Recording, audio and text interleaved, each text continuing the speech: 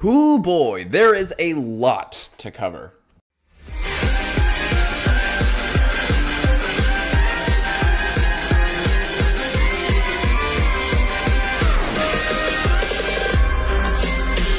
Hello, my fellow FNAF fans!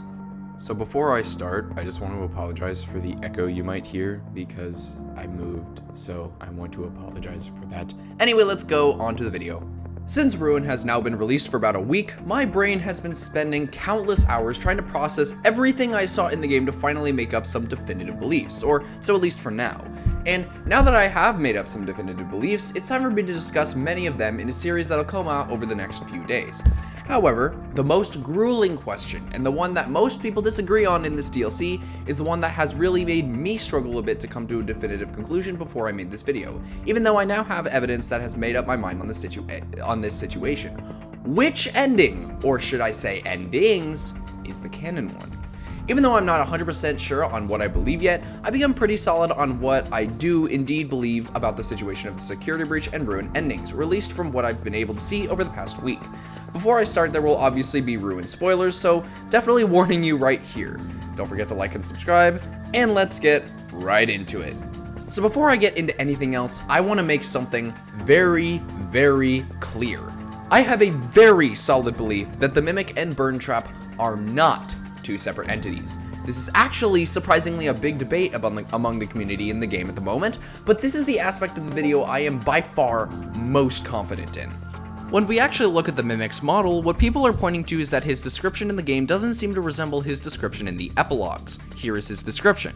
Whereas the endoskeletons Gil and his teammates had been hauling and dismantling were just metal versions of humans' skeletal system, this endoskeleton was more substantial. It wasn't just a basic metal structure. Its steel frame was contained within a bulging collection of metal rods and curved plates, an impressive system of ball joints and pistons. All of this was topped with a long, vaguely rectangular, shaped shiny steel skull. The skull was the only part of the endoskeleton that was shiny. The rest was dark and discolored, as if it had survived some kind of fire. The upper part of the shiny skull contained bulging white eyes encased in steel sockets, and the lower part contained a hinged, metal tooth mouth. Jutting from the top of the head, a pair of bent metal ears stuck out like antennae. Looking deeper into the Mimic's model, however, you can see that this description is actually really close to what we see in the games, minus the rabbit ears. The bulging metal rods and pulley systems are actually in both the arms and the legs. In fact, while we don't see it directly, he actually uses this pulley system and metal rod legs in order to retract into the costume we see in the alternative chase sequence in the Scooper ending.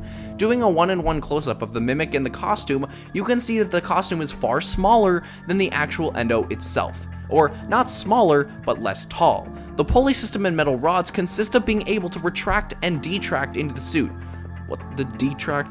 Retract, sorry. This also clears up how the Mimic can actually shapeshift. People are saying that the reason the Mimic's endo in Burntrap is completely different is because the Mimic can actually shapeshift into that endo. But looking into what we see in Epilogue 7, the spider description is, in a sense, going on all fours to fit himself into the mushroom costume. Every time the Mimic ends up shapeshifting, it's simply by using the pulley system of the exact same endo. The eyes are also described as white eyes being encased inside steel sockets. Oh look! Identical to Game Mimic. His eyes are also described as lighting up orange. Oh look! Game Mimic. He also has a steel frame encased in the pulley systems, aka the one in his legs. Oh look! Game Mimic. The one single description of the Mimic that isn't identical to what we see in the games is the missing bunny ears, which, with one or two epilogues left, could very simply just be broken off by Lucia in a final battle to try and escape.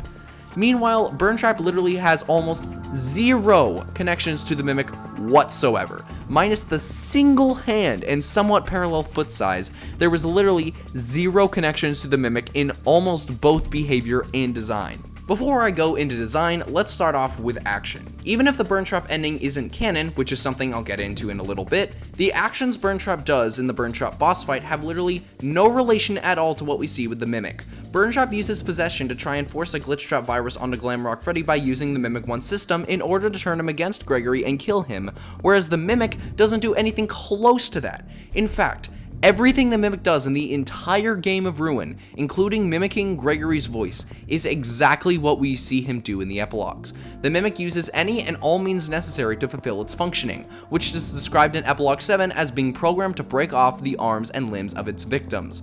In Epilogue 1, before Gil puts the Mimic at its task of destroying endos, he turns the Mimic onto work mode, when it then asks instructions and Gil tells him the instructions that he needs to do. When the Mimic takes in these instructions, he then starts getting work on destroying endos, as well as destroying Gil, because the Mimic now is programmed to see humans as endos.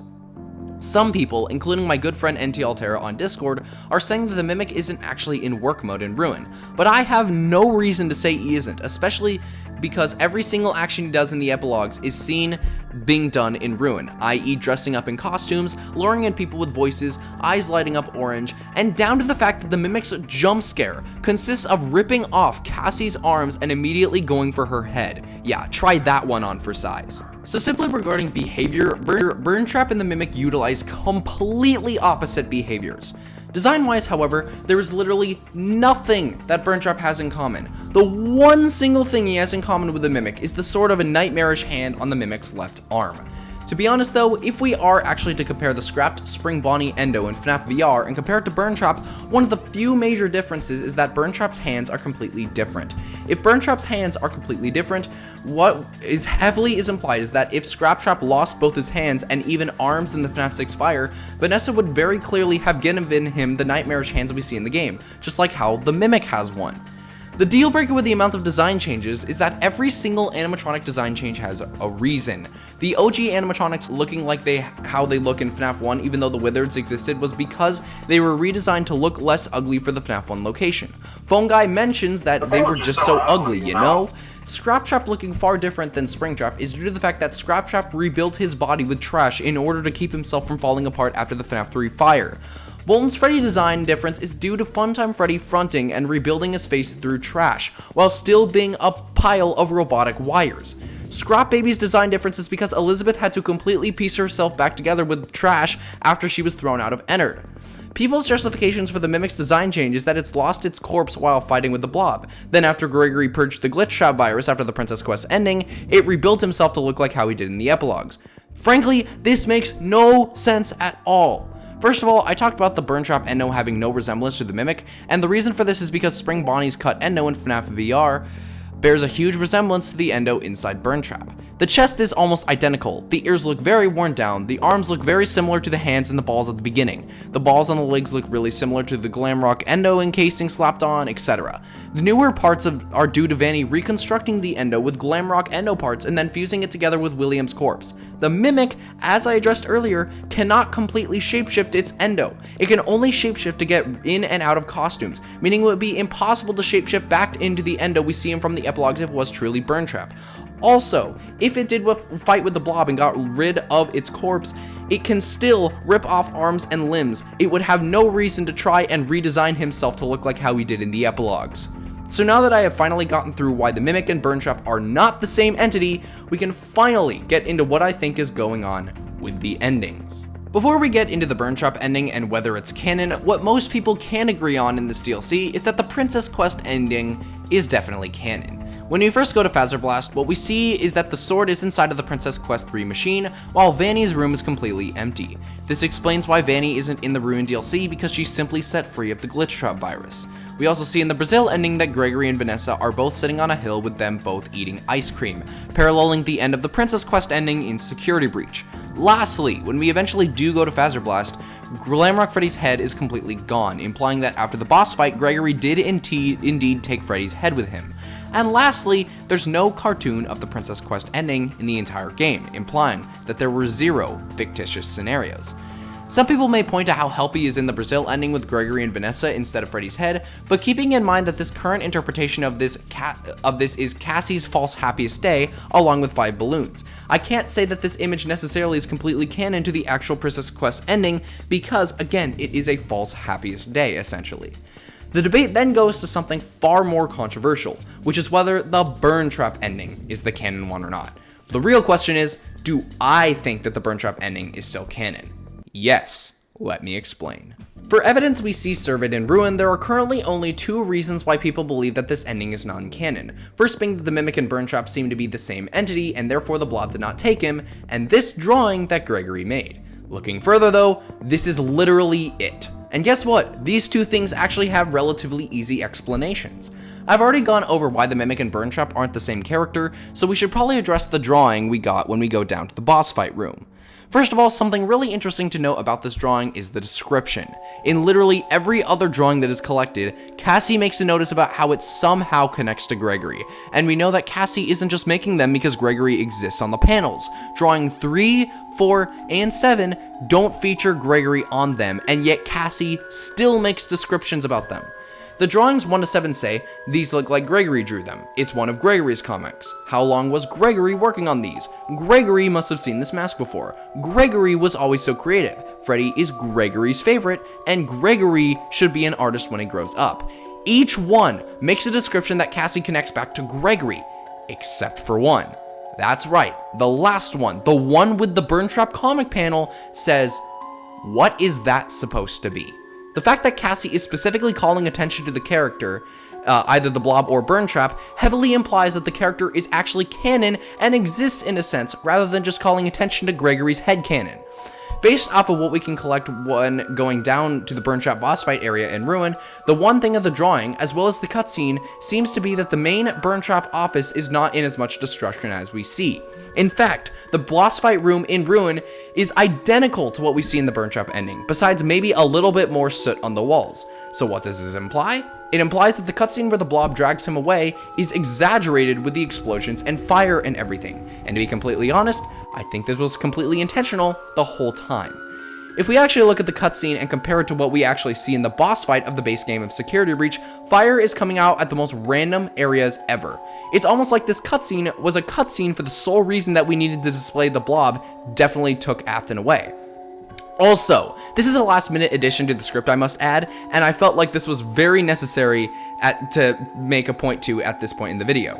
Looking at the Blob in Ruin, many have pointed out that the eyes in the Blob are not lit up red or purple, meaning that the Blob is actually set free, right? Very wrong. First of all, it's important to note that just because the Blob's eyes are not lit up here doesn't mean that they still wouldn't become red in the next DLC. More on that later.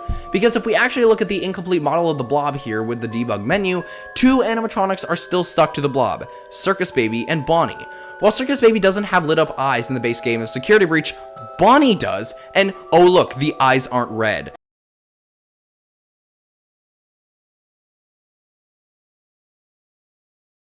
What this shows is that because the Blob is facing the opposite direction of Cassie when we see him in Ruin, you weren't meant to look at his eyes. However, something that we were meant to see and something that was deliberately and intentionally changed by Steelwool Studios is this. Take a look at the Blob's model. Notice anything unusual? That's right, it now has purple spots. Just like the purple spots we see on Burntrap. If you correlate this back to how the Blob has purple eyes in the drawing of the game, it shows that the Blob is now possessed by William. And if we are to assume that the not lit up eyes are important, take a look at Burntrap before he attacks us. His eyes aren't purple yet, and they only become purple when the boss fight is triggered. So does this mean that the Blob is possessed by Afton then? Yes, I think so. Moving back to the ending being canon, we also need to point out that even if the ending itself isn't canon, which I'm very confident it is, we know for a fact from one of the messages in Security Breach titled Power Drain confirms that something underneath the Pizzaplex was sucking power to keep him alive, aka the Burntrap tank. It basically was life support, and it explained why the animatronics were withering in the final game. This means that even if the Burntrap ending isn't canon, Burntrap himself definitely is. And if he isn't the Mimic, then why is he missing from the charging station when we visit the area in Ruin? Simple answer, the Blob took him. People say that the empty charging station means he doesn't actually exist and it's just the Mimic, but this can't be the case, not only for the reasons I mentioned above about how the power from the Pizzaplex is being sucked underneath, but how Cassie mentions the burners. Why are there burners everywhere?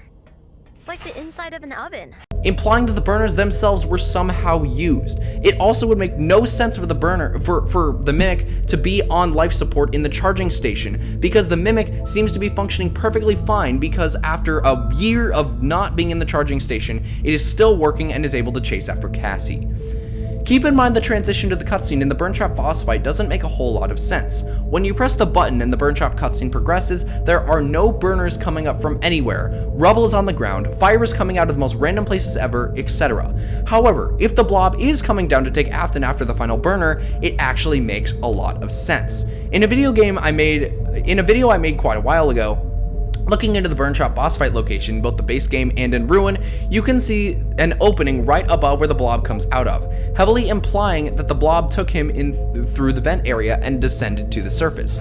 Keep in mind also that the hole we crawl through at the end of Ruin to descend down into the sinkhole is called Tangle Hole, and there is a massive hole right next to the stairs in Roxy Raceway, very similar to the hole we see at the beginning of the game. This seems to show how the blob ascended up to the surface right after taking Burntrap, and how this ending is most certainly canon because of how the blob is only able to move after you trigger the Burntrap boss fight. Before I finish this video, I think we should briefly talk about which ending from Ruin is canon. There are currently 3 endings in Ruin that we have discovered, and there may or may not be a 4th one, considering that there is a 4th ending in the files called the Nun ending. But from the ones we can obtain, there's the elevator ending, one where Cassie runs from the Mimic into the elevator, the Brazil ending where Cassie puts on the mask only to find a holographic modified version of the drawing we see in the Princess Quest ending, and the Scooper ending, where after collecting a handful of cameras and opening the doors, the Mimic will then chase you in a costume and then get scooped with a brand new scooper. So, which one of these is canon? Before I go over the 2 candidates, the one I can guarantee is not canon is the Brazil ending. Sure, the drawing is from the Princess Quest ending minus the Freddy head, more on that in a different theory, but Gregory says a line of, "I found a spot to hide." This is actually coming from the Mimic, because this line is a repeated line we see earlier in Roxy Raceway. When Cassie puts on the mask, the Mimic inevitably would find her and kill her, and therefore having no relation to this ending being canon if Cassie dies that way. The name the Brazil ending also has interesting connotations, as it connects back to the movie Brazil, about how someone went into a fantasy world and went insane. With the reference of the 5 balloons, it's basically Cassie's quote false happiest day, because she'd immediately be killed by the Mimic. That leaves the Scooper ending and the elevator ending. While I definitely think that the Scooper is a canon element of this building and area, I don't think that this ending is canon. To me, the Scooper ending where the Mimic dies is personally an awesome ending in my opinion, because I don't like the Mimic that much, but after this, Cassie has basically nowhere to go. She could potentially go to the elevator, but inevitably Gregory would try to kill her again, basically giving us the ending we would get anyway.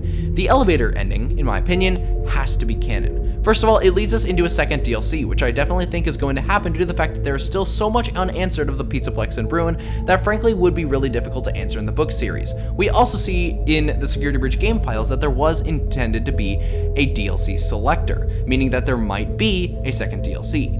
Cassie's character is never truly resolved, and with her being nearly killed, it leads into a possibility of her going to the locations we don't see in this DLC, specifically attractions like El Chips, Super Starcade, West Arcade, the prize area, Mesosize, and of course, the Atrium. But second, the reason why I think this ending is undoubtedly canon is that as the credits are playing, Roxy is going Cassie, unlike the other 2 endings that don't have that. It shows that something about Roxy is going to appear in a future situation, possibly a future DLC after Help Wanted 2 comes out.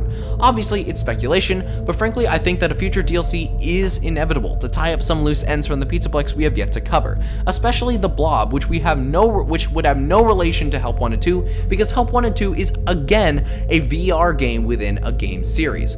I definitely think that the story isn't over, and with the Scooper ending, the story is basically over, and therefore the elevator ending must be canon. But anyways guys, thank you all so much for watching this video. More is coming soon on theories about Ruin, but I felt like this one was the most necessary to cover first. I hope you all have a great rest of your day, and as always, peace out.